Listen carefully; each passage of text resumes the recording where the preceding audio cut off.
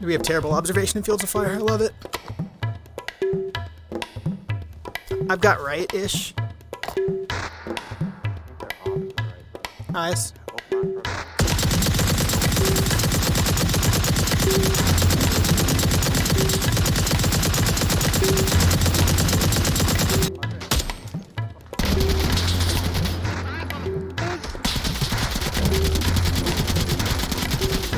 Back.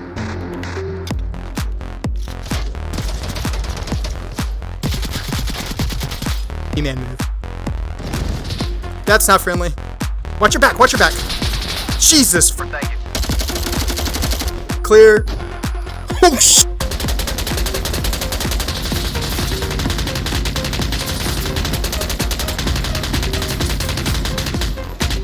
This is Russian CQB. Oh, Onward. It's hard to talk about Onward without starting with a big sigh and a lot of skepticism. This is a game that really started my experience in virtual reality. For many years, it was the military simulation and tactical shooter that was available to anyone in virtual reality. That is, before Tactical Assault VR and some of these other new virtual reality experiences came along. And that's because Onward was one of those games that almost got everything right. Almost. And it has kind of a storied history. Way back when Onward first started, it was a PC VR game, and it was developed with that in mind. And it really had PC virtual reality players at the heart of its design choices. It had extremely high fidelity, it was beautiful, the graphics were just absolutely incredible, and there was even talk of expanded player versus environment options, including a cooperative or single-player campaign that never came to fruition. What happened over time is we saw that PC VR virtual reality headset adoption never climbed to the numbers that could sustain a medium to large size dev team. And so the developers over at Downpour ended up making their game compatible with the Quest headsets at the cost of graphical fidelity and some key features that PC VR players really liked. And this left a bad taste in the mouths of many of the PC VR players from the beginning. But what it also did was expand Onward to more headsets and more players. But some of these players were a little bit younger. They were less enthusiastic about the tactical shooter nature and the hardcore nature of Onward as it was initially designed. And they were more interested in the player versus player aspects and certainly in the competitive scene, especially the virtual reality Master League. And so the design choices from that point forward started trending towards the Quest headset, making sure that the graphical fidelity would be sufficient to play the game, but would not achieve the levels of graphical fidelity that is actually available on PC VR because, after all, now you have to put this game on a mobile headset that doesn't have the same processing power as a gaming computer. So it was a tough choice, and it was one with trade-offs, and it's one that is difficult for me to judge Downpour Interactive for doing. After all, they need to sell copies of their game to stay in business. They need to make it reach as many audiences as possible, and putting it on the Quest was probably the right decision from a business perspective. But as a PC VR player, I was a little bit upset about it. And then we saw a series of choices made in the years that followed that continued this trend towards a more casual shooter accessible to many people on mobile headsets. And perhaps the biggest decision in that regard was to sell the studio to Facebook. That's right, Downpour Interactive, this storied PC virtual reality company, was acquired by Meta for God knows how much money. And again, this is one of those decisions that I think comes with some drawbacks and has some promise to it as well. That's because they probably got a lot of money. And for a gamer to see their favorite studio get acquired by a giant company like Meta, which is Facebook, you know, some of me thought that maybe that means just piles of cash is going to flow in to the development of Onward and other projects by Downpour Interactive so that we could see this studio and this talent really leverage all of that cash into making something very special.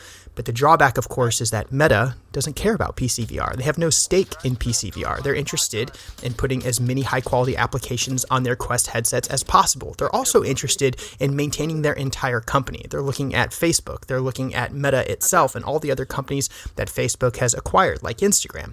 And so this indie studio, Downpour Interactive, that started as a PC virtual reality development studio, making the most high-fidelity tactical military simulation on PC VR, was acquired by the most casual of game development companies, Meta.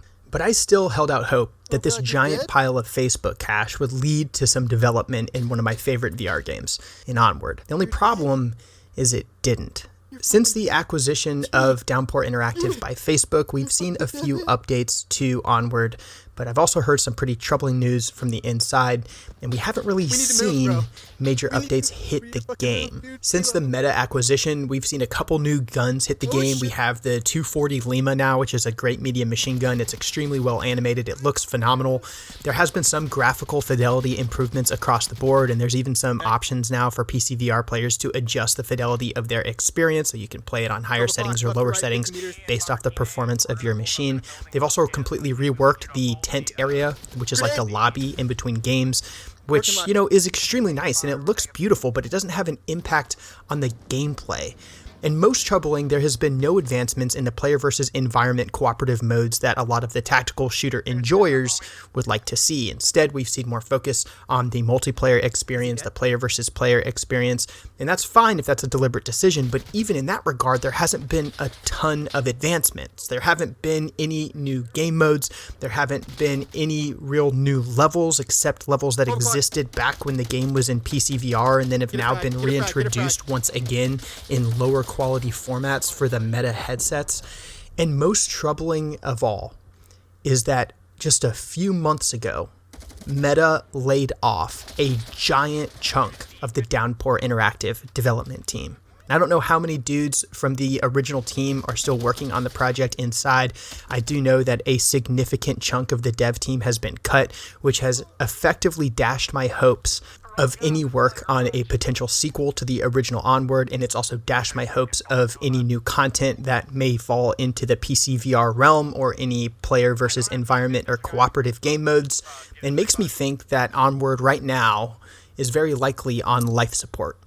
And any updates we see between now and when the game finally sunsets, whenever that might be, aren't going to be the content-rich experiences that we all desire. And you can see some of this if you follow Onward on their social media accounts or if you read the developer updates. They've been hyping each update to their game significantly, and I think that's good. They work really hard on it, but what we're seeing is these updates don't have a ton of content in them. Like I said, you had that like tent spawn area, you know, lobby area revamp, which is beautiful and it's incredible, and the developers that worked on it worked their ass off and they deserve to be praised for it, but it's not gameplay changing. You see the addition of a few new weapons here and there. That's awesome. That's incredible. It took a lot of work to model those assets and to nail it down. But again, we're still not seeing gameplay changes or additions. We're seeing the addition of new settings in the user interface to kind of customize your experience. But again, we're not seeing major changes to the gameplay. But this week we did see a change to the gameplay, and that's why I'm covering Onward in this video, because for the first time, Downpour and Meta have released an update for Onward that makes me want to come back and play it because there is something new, and that something new is the Firefight game mode. It's the first new true gameplay change that we have seen in quite some time, and it's also been a long time since I've seen Onward, so it's the first time that I've got to get hands on the 240 Lima. I think it's the first time I've ever played with a PKM. It's the first time I've seen the new lobby spawn area, and it's the first time I've got to really customize my experience as a PC VR player by adjusting the quality settings, and the game looks really good. It looks incredible. It's probably the best looking tactical style shooter in virtual reality from, you know, a military simulation perspective, and it's fun. PvP lobbies now support up to 12 people, so you have a team of 6 versus a team of 6, and Firefight as a game mode adds some interesting new mechanics that blends the old extract mode with some of the original PvP modes. They've actually added an additional class, and that is the Corpsman, who now has some paddles that he can use to resurrect his homies in the game. The way that Firefight works is you spawn in, and after a few minutes, a hard drive appears on the map. That hard drive is also indicated on your tablet. The two teams fight for control of the hard drive. You have to recover the hard drive and then move to an extraction point. The extraction point is dynamic, and it's triggered whenever a CH-47 Chinook flies over the map, lands, and then you've got to move to and extract with the hard drive on the back of that Chinook.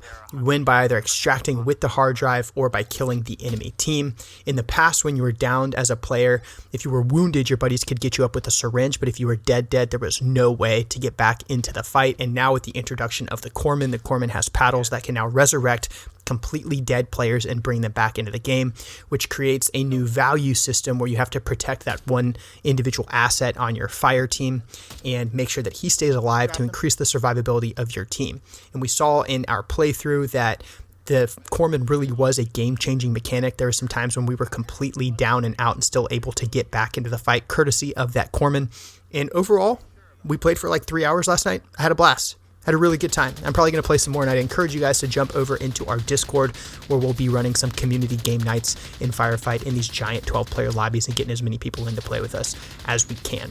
It's clear that the developers worked really hard on this one, and while this one update does not change my overall outlook on the future of Onward as a game, especially a PC VR game, it has brought me a lot of joy, entertainment, and fun over the last couple of days, and it is one that I can highly recommend you guys revisiting Onward to play this game. Certainly, if you have a Quest headset, Onward is a must-own. If you have a PC VR headset, it's one of those where you just kind of have to look at it and decide for yourself if there's enough content there to really encourage you to go in and play. I do enjoy it. I am very frustrated that the game's path has gone the way that it has when I know that it could have been something very special.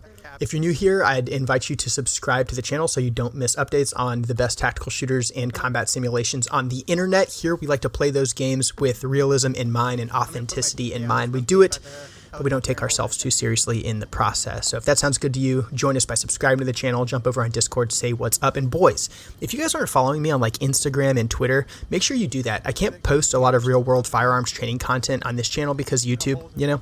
But if you're interested in that sort of stuff, definitely chat with me about it on Instagram and Twitter and over in Discord, and I'd love to have those conversations. I'm Controlled Pairs. This has been Onward, and I will see you guys in the next one. He's at Humvee. 20 seconds. 10 seconds for you. Stand by. 3, 2, 1. Nice work.